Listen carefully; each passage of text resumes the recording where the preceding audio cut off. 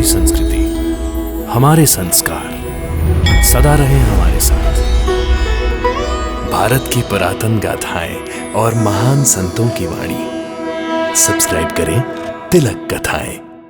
इसे इसके घर भेज दो और काका जी वैद को खबर कर दो कि उनकी मनहूस बेटी को हमने विधवा आश्रम भेज दिया है। विधवा आश्रम? क्यों? उसका ससुराल होते हुए, उसका मायका होते हुए आपने उसे विधवा आश्रम भेज दिया?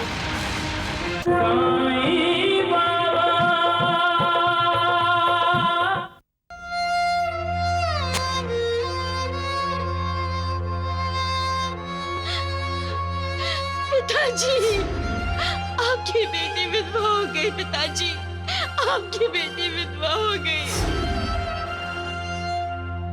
काका जी, आरती शुरू कीजिए ना।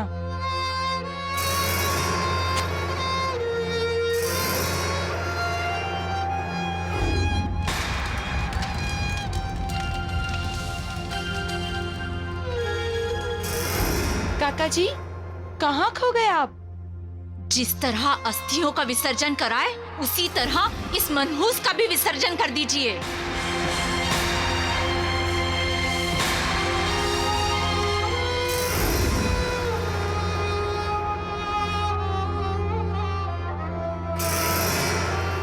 काका जी, क्या बात है? आज आरती क्यों नहीं कर रहे हैं आप? आरती ना हुई तो हम सब पर देवी माँ का कोप होगा। मुझ पर तो महाकोप हुआ है।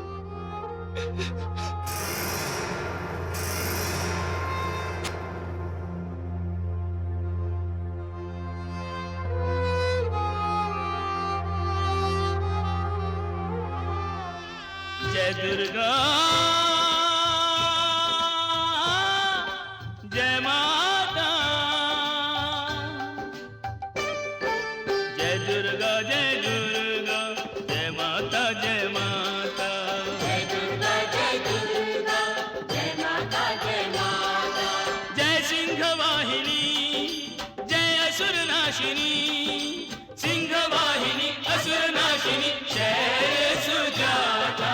जय दुर्गा, जय दुर्गा, जय माता, जय माता, जय दुर्गा, जय दुर्गा, जय माता, जय माता।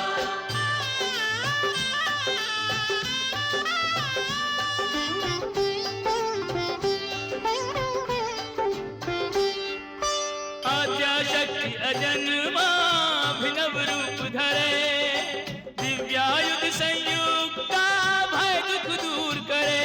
ओम जयंती मंगलाकाली, भद्रकाली कपालिनी, दुर्गा क्षमा शिवा धात्री, स्वाहा सदा नमोस्तुते। जय विश्वकारिणी, जय विश्वधारिणी, जगदम्बे विश्वधारिणी, सब विधि ज्ञाता। जय दुर्गा, जय दुर्गा, जय माता, जय माता, जय दुर्गा, जय दुर्गा, जय माता, जय माता।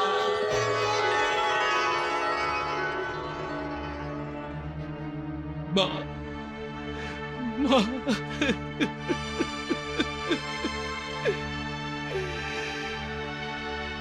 क्षमा कर दो माँ।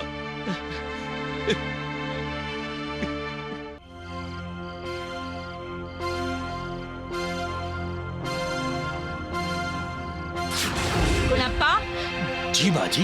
इसके घने लंबे बाल काट दो। बैठ। नहीं।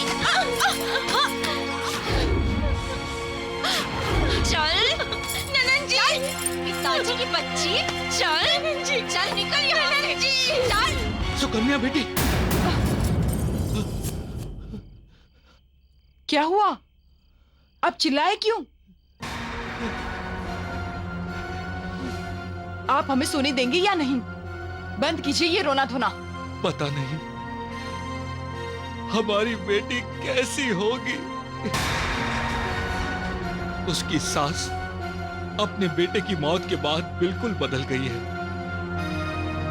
सुकन्या को मनहूस कह रही थी वो। मेरी ही गलती है। मैं क्यों छोड़ आया उसे वहां? अपने साथ लेकर आना चाहिए था उसे।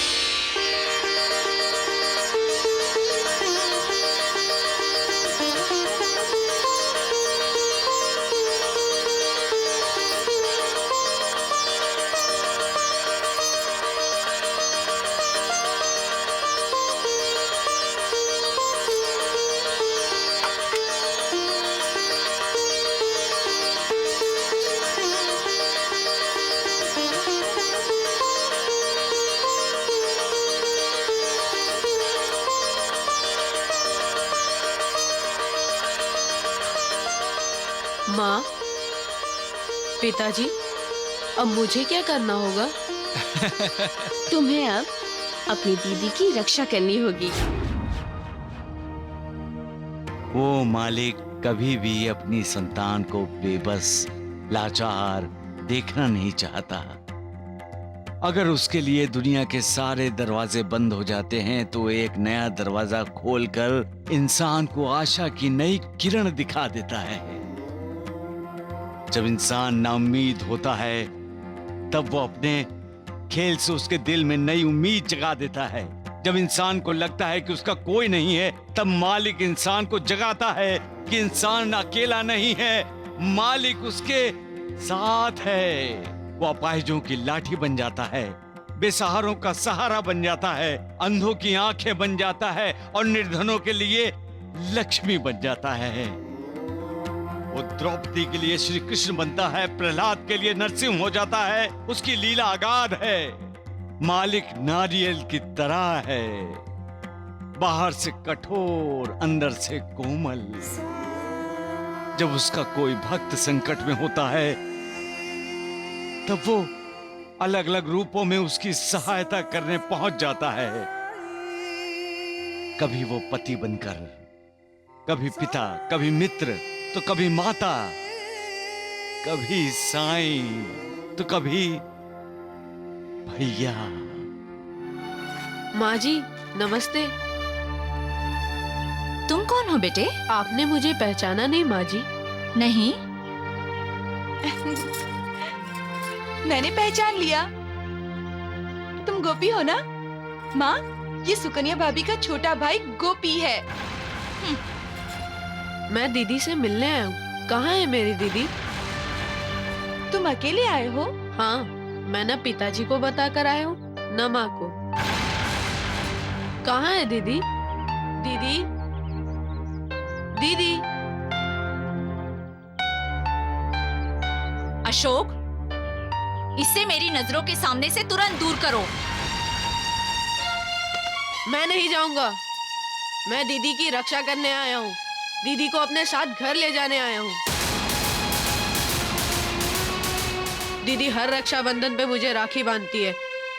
मैं दीदी को लेकर ही जाऊंगा, मुझे राखी की कसम। अशोक, इसे इसके घर भेज दो और काका जी वैद को खबर कर दो कि उनकी मनहूस बेटी को हमने विधवा आश्रम भेज दिया है। विधवा आश्रम? क्यों? उसका ससुराल होते हुए, उसका मायका होते हुए आपने उसे विधवा आश्रम भेज दिया? मेरी दीदी तो सबको खुशियां बांटती है, सबका भला चाहती है, किसी का बुरा सोचती तक नहीं, और आपने उसे घर से दूर विधवा आश्रम भेज दिया।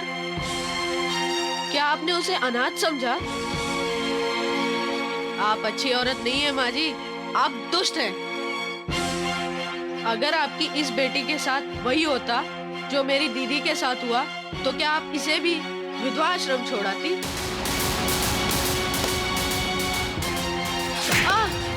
बदतमीज, बहुत जुबान चलती है तेरी। मनहूस बहन का मनहूस भाई, मेरी बेटी के बारे में ऐसा बोलने की हिम्मत कैसे हुई तेरी? माँ, गोपी ने कुछ गलत नहीं कहा है। नैना, तू पीछे हट जा। एक अच्छा भाई है गोपी, वो अपनी बहन को तसल्ली देने आया है। वो उसे अपने साथ ले जाना चाहता है। गोपी, तुम्हारे जैसा भाई अगर हर बहन को मिले तो दुनिया में कोई भी बहन कभी दुखी नहीं होगी। तुम्हें इससे हमदर्दी दिखाने की कोई जरूरत नहीं है। गलती हमारी है माँ, भाभी की नहीं। भाभी मनहूस नहीं है, हम सब मनहूस हैं उनके लिए। तुम्हारा दिमाग तो ठिकाने पर है। माँ, भैया और भाभी की शादी से पहले भैया को तकलीफ हुई थी, लेकिन हमने उनका इलाज नहीं करवाया। किसी वैद्य, किसी डॉक्टर, किसी हकीम को नहीं दिखाया उन्हें। भैया के मर जाने के बाद हमने भाभी को मनहूस मान लिया। माँ, अपराधी हम हैं और सजा हम निरपराध भाभी को दे रहे हैं। माँ, पिताजी, मैं गोपी को लेकर आश्रम में जा रही हूँ। मुझे कुछ पैसे चाहिए। मैं वहीं से गोपी और भाभी को टांगे में बिठाकर घर भेज दूंगी। हाँ।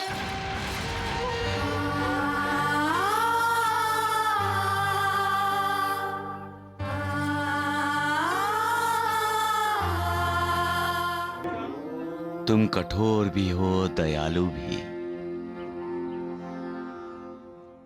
इंसान को अपने कर्मों के भोग तो भोगने ही पड़ते हैं, लेकिन तुम अपनी रहमत से उन्हें प्यार देकर उनके भोगों की पीड़ा को कम कर देते हो। इंसान इंसान को ठुकराता है, तुम इंसान को कभी नहीं ठुकराते। तुम क्रोध भी करते हो तो उस क्रोध में भी छुपा हुआ प्यार होता है, इसलिए तो इंसान के घाव पर मरहम लगाते हो। इसलिए तो इंसान की रक्षा के लिए तुम किसी न किसी रूप में दौड़े चले आते हो। प्यार के सागर हो। इंसान पर अपनी कृपा की वर्षा करते रहना मालिक,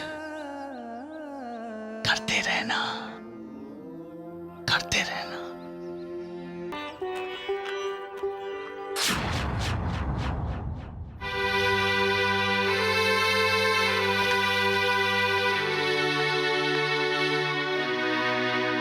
गोपी, टांगे से?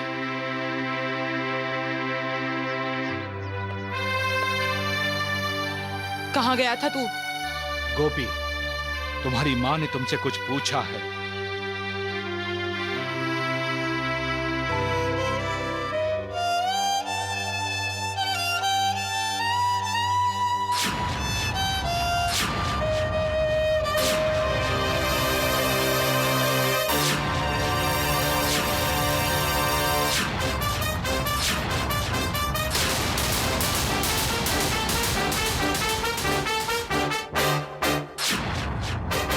सुकन्या बेटी,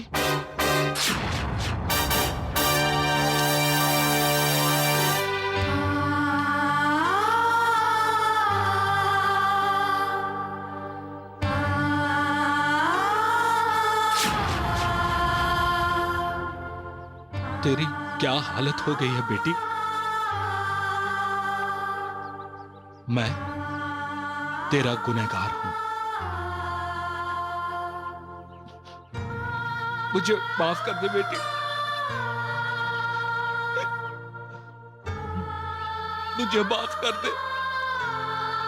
दीदी, अब तुम अपने घर में हो, विधवा आश्रम में नहीं। क्या? विधवा आश्रम? हाँ माँ, दीदी के ससुराल वालों ने दीदी को विधवा आश्रम भेज दिया था।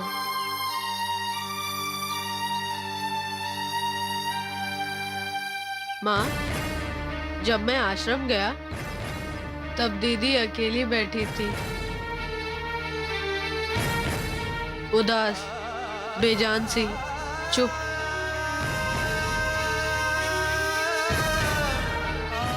जब देखती थी तो ऐसा लगता था कहीं आर पार देख रही है।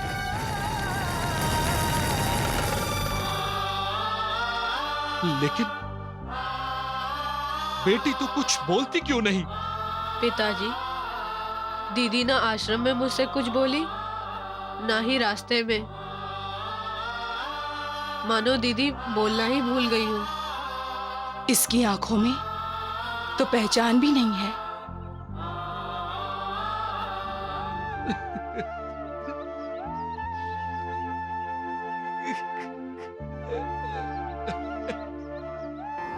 लोग बेटी को पराया धन कहते हैं। क्यों? बेटी तो अपनी होती है। उसके दिल की धड़कन और उसके माँ बाप के दिल की धड़कनों से अलग होती है क्या? तो फिर वो पराई कैसे हुई? जिसे तुमने जन्म दिया वो पराई हो गई। जन्म देने के बाद तुम उस पर संस्कार करते हो, उसे शिक्षा देते हो, खुद तकलीफ सहकर उसका पालन पोषण करते हो, और वो पराई हो गई। वाह, अजीब रीत बनाई है इंसान ने।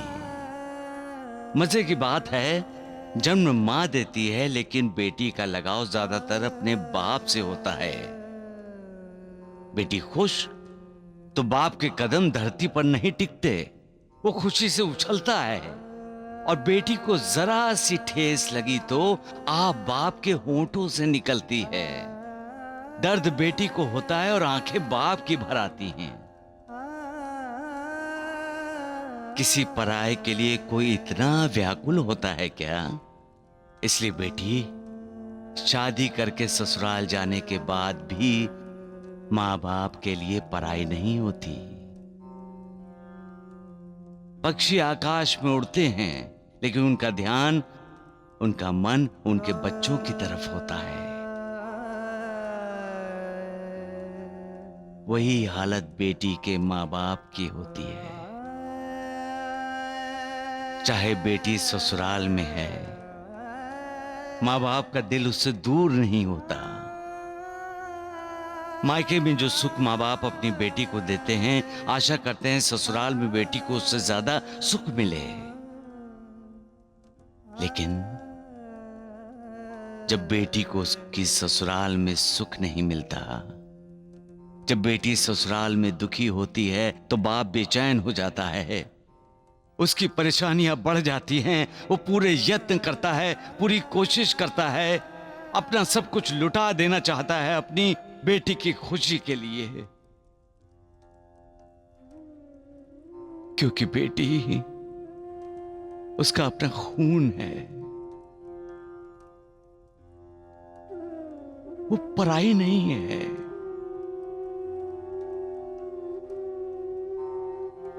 सबका मालिक। पिताजी, पिताजी, जल्दी बाहर आइए। गोपी, क्या हुआ? नहीं दीदी, नहीं।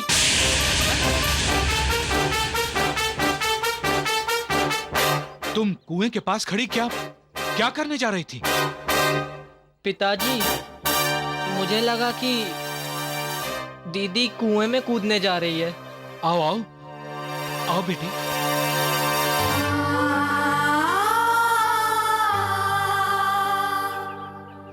ससुराल के कुएं में तो कूदकर नहीं मरी, मगर सोचा मायके के कुएं में कूदकर माँ की तकलीफ दूर कर देना चाहती थी और अपने बाप को जिंदगी भर की परेशानी दे देना चाहती थी।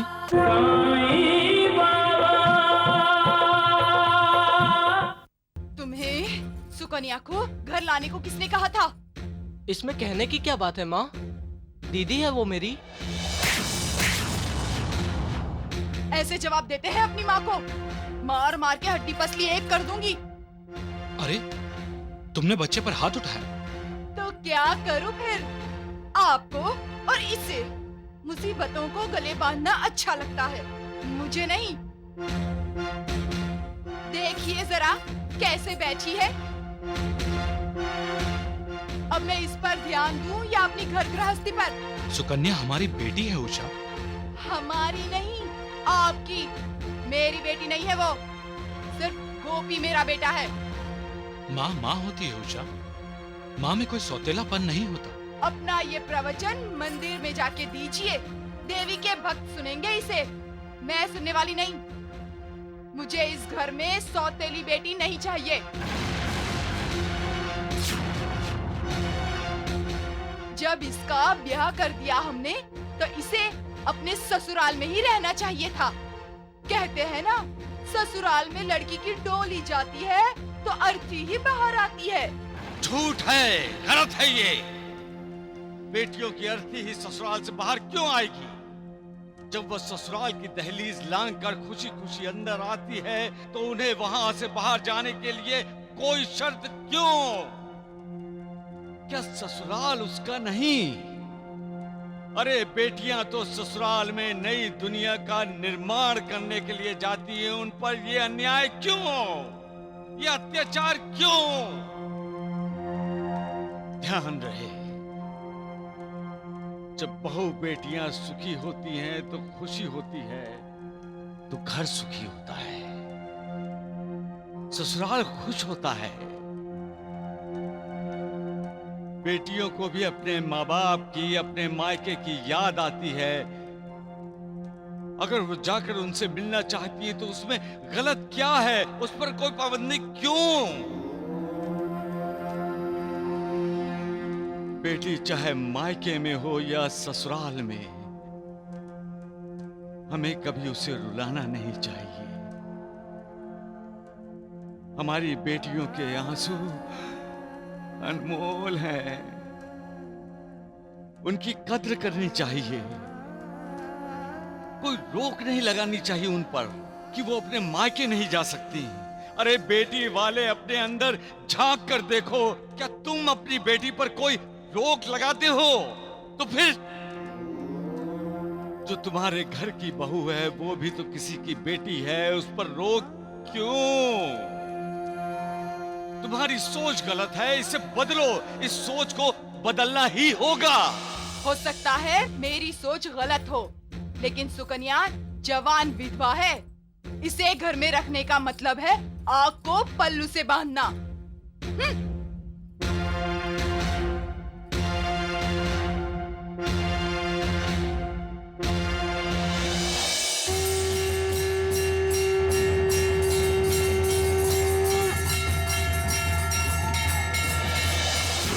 दीदी के ससुराल वालों ने दीदी को विधवा आश्रम भेज दिया था। बेटी तू कुछ बोलती क्यों नहीं? इसकी आंखों में तो पहचान भी नहीं है।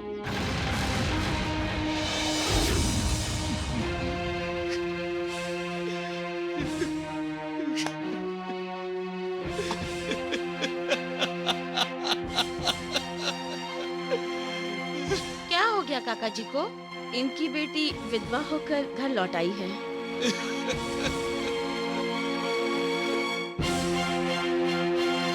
माता सप्तशृंगी देवी की, माता सप्तशृंगी देवी की, माता सप्तशृंगी देवी की। मुझे क्षमा करो माँ, आज मेरा ध्यान आरती में नहीं था। जब से मेरी बेटी विधवा हुई है, मेरा मन आपकी पूजा अर्चना में एकाग्र नहीं हो रहा है। वो वापस घर आ गई है, उसकी हालत मुझसे देखी नहीं जाती। माँ, सुकन्या के सारे दुख मुझे दे दो, उसे दुख मत दो माँ, उसे दुख मत दो।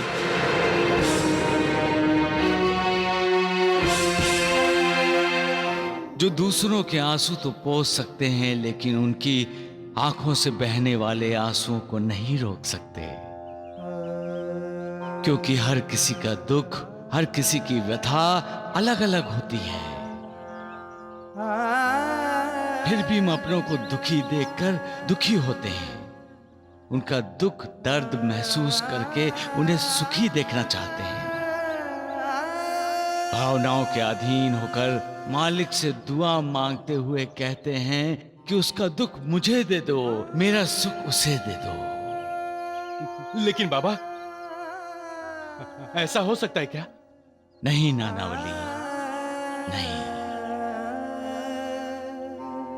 सुख और दुख दोनों भोग हैं जो इंसान को भोगने ही पड़ते हैं।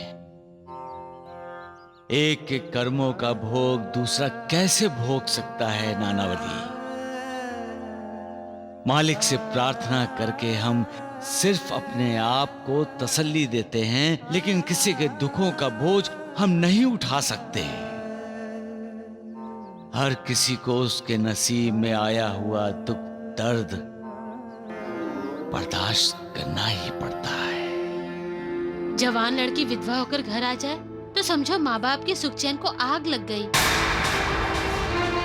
उषा, हम चलते हैं। चल।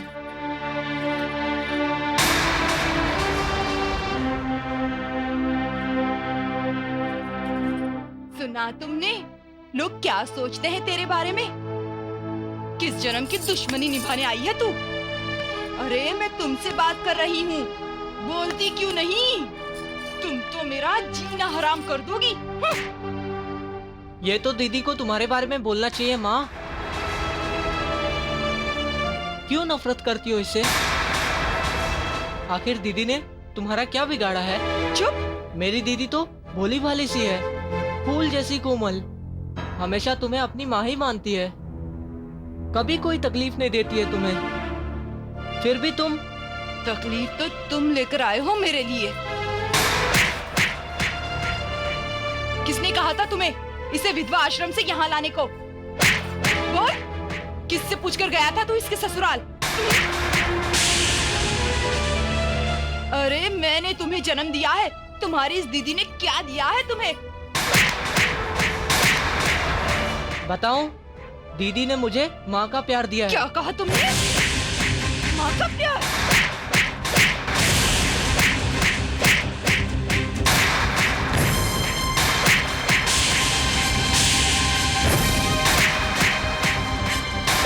रुक जाओ माँ, रुक जाओ माँ, रुक जाओ।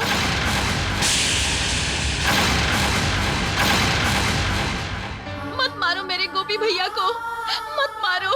दीदी, दीदी, गोपी, दीदी, गोपी, गोपी, दीदी। मेरा छोटा भैया, मेरा प्यारा भैया। दीदी,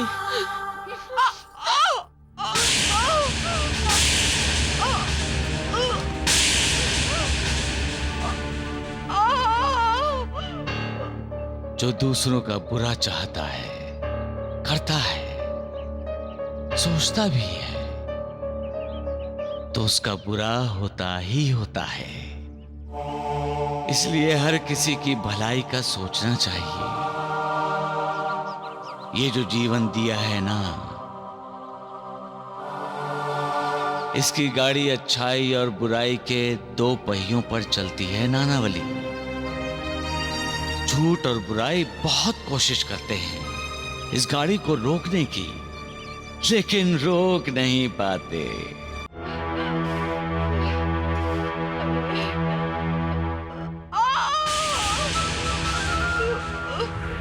अरे मुझे अपाहिज बनाना चाहती है तू? दीदी तो तुम्हारे मोचाए पैर पर मलहम लगाना चाहती है। तू चुप रह गोपी। पति को निगलने के बाद अब यहाँ मुझे लंगड़ी बना देना चाहती है। ये गोपी तो बच्चा है, इसे अकल नहीं, पर तुम्हें तो अकल होनी चाहिए थी। आ गई इसकी उंगली पकड़कर यहाँ। अरे ससुराल के किसी कुएं में कूदकर जान क्यों नहीं दे दी अपनी? माँ, दीदी,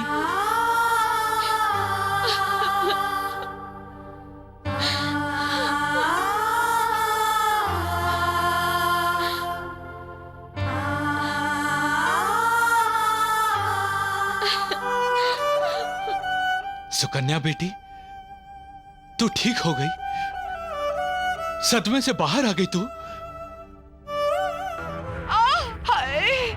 अरे क्या हुआ? देख नहीं रहे, मोच आ गई है पैर में। ओ, एक ही पाँव में?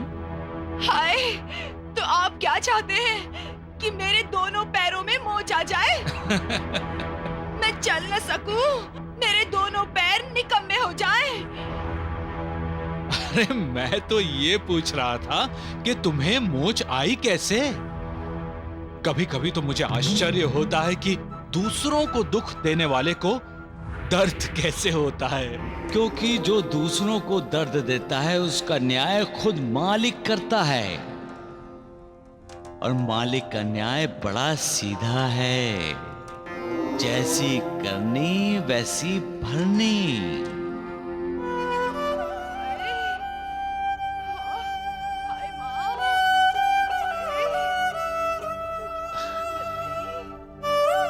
मैं मां सप्तश्रृंगी का कृतज्ञ हूं। मेरी प्रार्थना सुन ली मां ने। मेरी बेटी ठीक हो गई। मेरी बेटी ठीक हो गई। जो मालिक को नहीं भूलता उसे मालिक भी कभी नहीं भूलता। जो भगवान की भक्ति करते रहते हैं, खुद को भगवान को समर्पित कर देते हैं,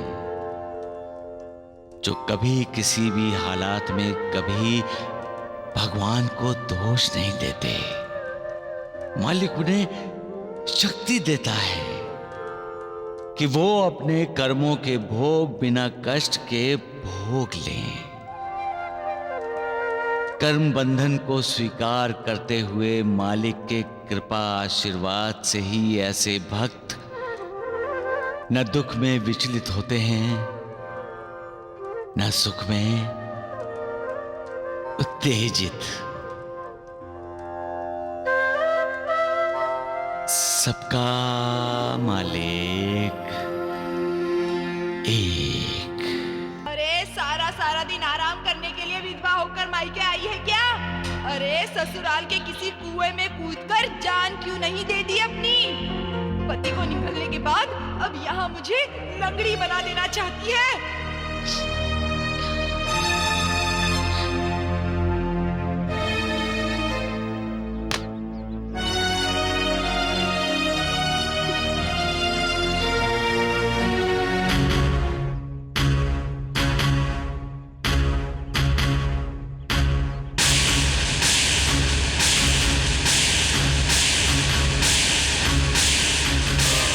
पिताजी, जल्दी बाहर आइए।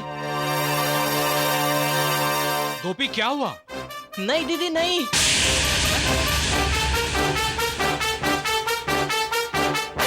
तुम कुएं के पास खड़ी क्या करने जा रही थी?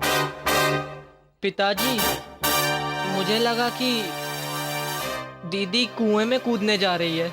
आओ आओ आओ बेटी।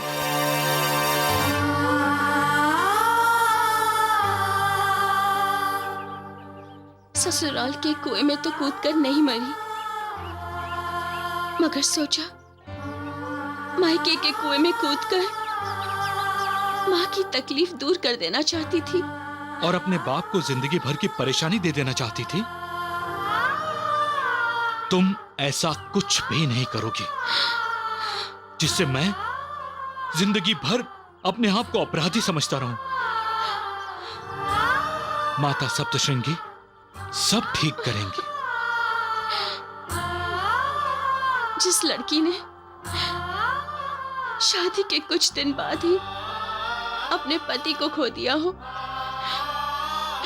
जिसकी मां उसके जीने को कोसती हो, उसका कुछ ठीक नहीं हो सकता। कुछ ठीक नहीं हो सकता पिताजी। बेटी, कुछ ठीक नहीं हो सकता।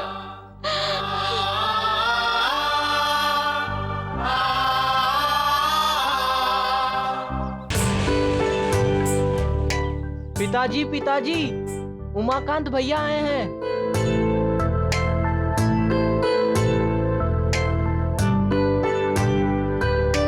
अरे उमाकांत,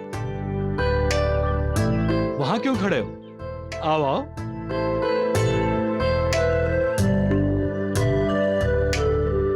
इस बार तुम बहुत दिन बाहर रहे, जब भी देखता था तुम्हारे दरवाजे पर ताला लगा होता था। मेरी नौकरी गांव-गांव घूमकर चीजें बेचने की है काका जी। आओ आओ, बैठो बैठो जी।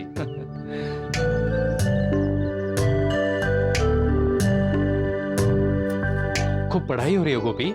हाँ उमाकांत भैया, आपने ही तो कहा था अच्छे नंबर लाना, इसलिए स्कूल से आकर मैं खेलता नहीं पढ़ाई करता हूँ। शाबाश। इस बार तुम कहाँ कहाँ गए? जी नासिक से रत्नागिरी, सभी छोटे बड़े गांव घुमा काका जी। जब गांव वापस लौट रहा था तो रास्ते में सुकन्या के ससुराल चला गया, सुकन्या से मिलने। बचपन की सहेली है ना, और उसके लंबे घने बालों की तो मैं हमेशा तारीफ करता हूं।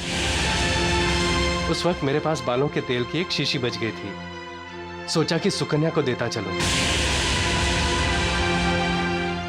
पर वहां पहुंचा तो पता चला कि वो, सुनकर दिल को धक्का लगा काका जी। ऐसा सुकन्या के साथ ही होना था। सुकन्या ठीक तो है ना काका जी? अरे करमजली, रोटी जल रही है, ध्यान कहाँ है तेरा?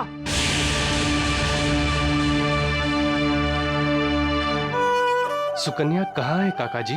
मैं बुलाता हूँ, दीदी अंदर है। दीदी।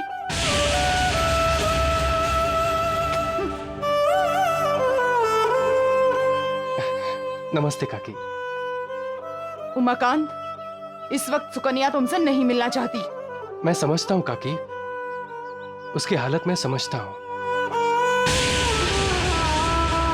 मैं अभी कुछ दिनों तक वणी में ही हूँ। सुकन्या जब चाहेगी मैं उससे मिलने आ जाऊंगा। पढ़ाई में कोई भी मदद चाहिए हो तो एक बार दरवाजा खटखटा लेना गोपी। तेरा पड़ोसी हूँ, हक बनता है तेरा। नमस्ते।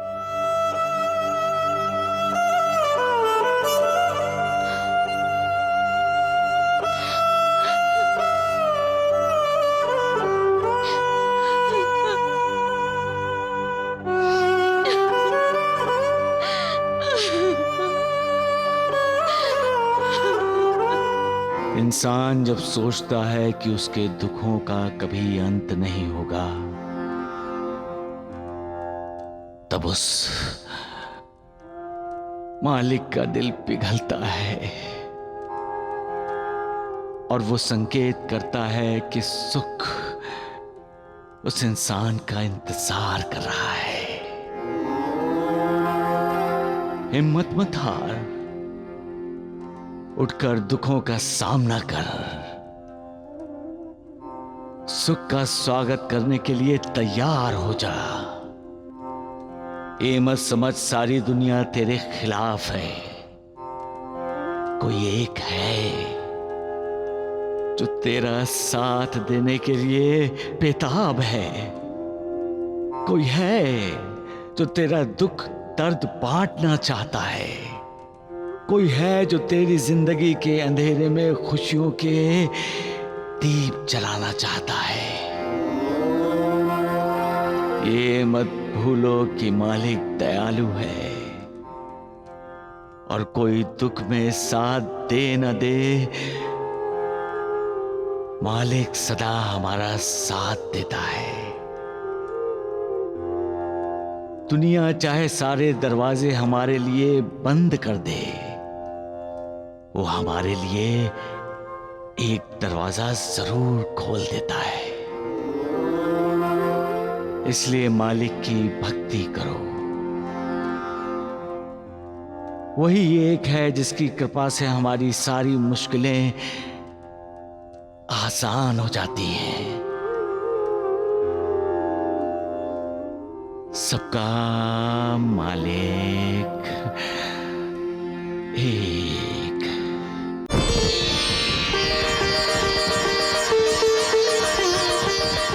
आओ दीदी, अंदर क्यों खड़ी हो? पिछले साल की तरह मिलकर पटाखे जलाएंगे, जल्दी आ जाओ। कहाँ जा रही हो? जाने दो उसे, दीपावली है, सभी मना रहे हैं, उसे भी। ये मनहूस मनाएगी दिवाली? हमने तो घर में एक दीप तक नहीं जलाया क्यों? क्या कसूर है हमारा? कौन सा गुनाह किया है हमने? इस मनहूस की वजह से हमें अपनी खुशियों का गला घोटना पड़ रहा है। बस करो उषा, बस करो। जगदम्बा, जगदम्बा। जगदम्बा जगदम्बा। दीदी जल्दी आओ ना। अगर तुमने बाहर जाने के लिए कदम बढ़ाया तो हमेशा के लिए लंगड़ी बना दूंगी तुझे। तेरी मनहूस छाया मेरे गोपाल पर नहीं पड़नी चाहिए।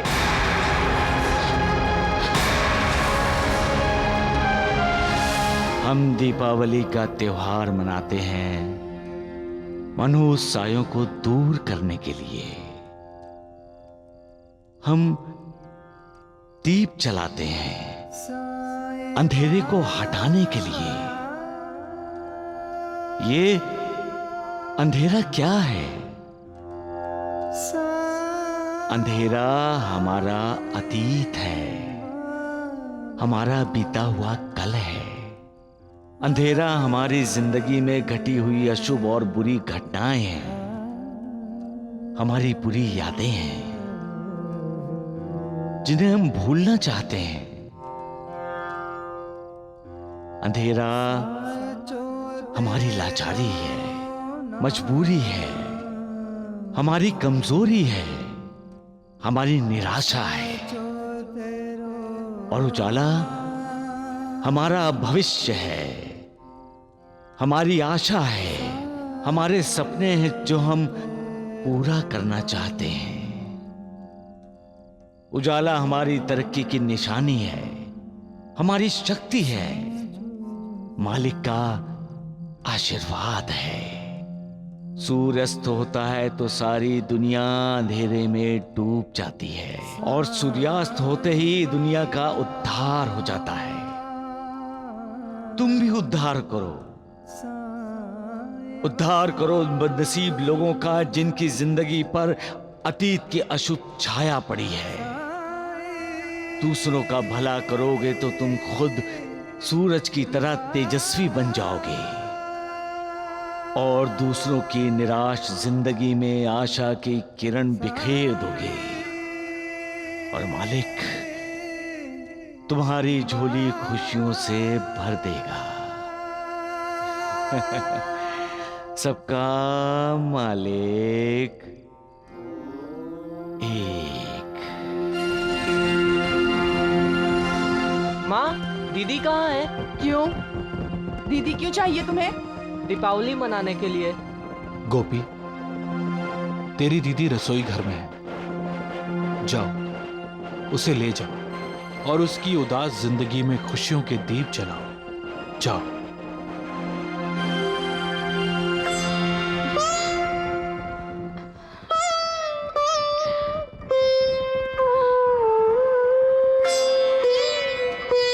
दीपावली में रोना मना है दीदी।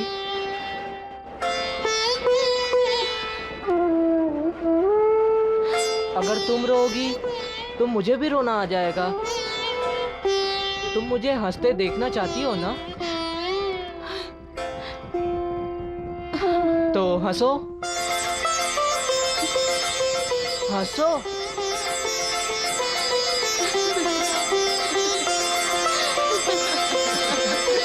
हंसो।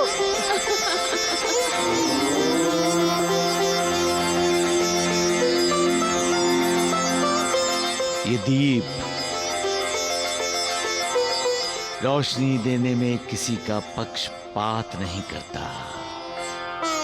वो चारों दिशाओं में रोशनी देता है। तो फिर हम खुशियां देने में पक्षपात क्यों करते हैं?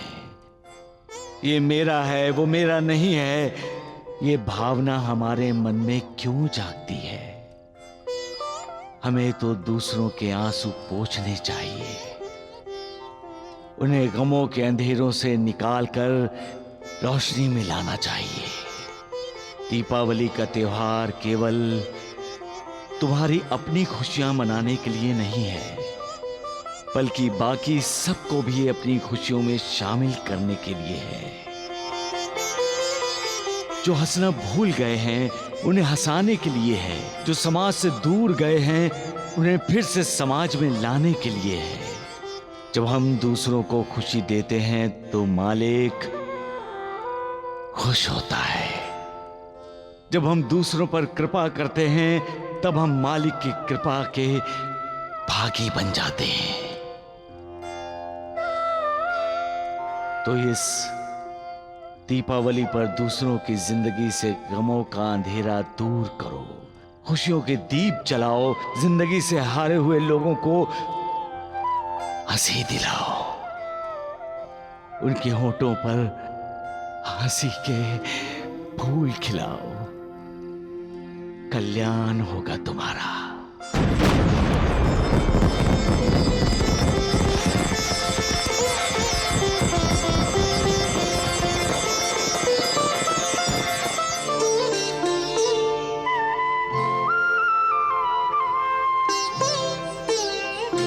ओम जय साईं